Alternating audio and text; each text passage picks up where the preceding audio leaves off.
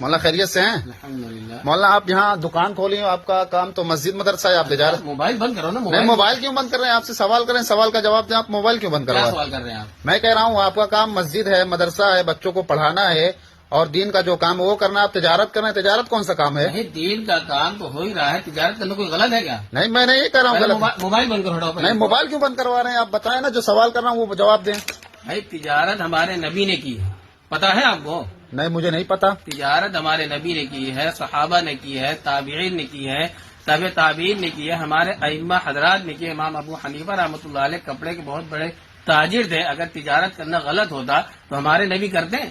اور آپ لوگ جیسے غلیظ آدمی آپ یہ سوچتے ہیں کہ صرف حافظ مولوی جو ہے مسجد تک محدود رہے، ان کے ہاتھ میں کٹورا رہے، دوسروں کے سامنے پھیلاتے رہے، اسی میں آپ لوگ خوش رہتے ہیں. اب تجارت کر رہے ہیں تو تجارت کرنا کوئی غلط ہے؟